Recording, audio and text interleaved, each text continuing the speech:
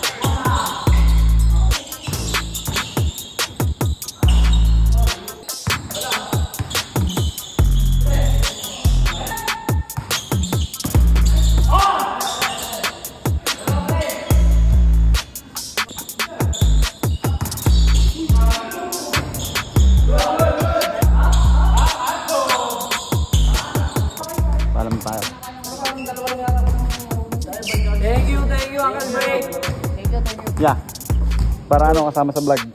Mother, thank you. Salamat. Masya. Net. Video mo yung pulay. Ay, gagi. Kano ng mga matatanda. Ayun na. Ay, injury ka. Yeah. Thank you, Uncle Break. Yeah. Ay, may basa. Thank you, Idol. Thank you. Dito na rin kami.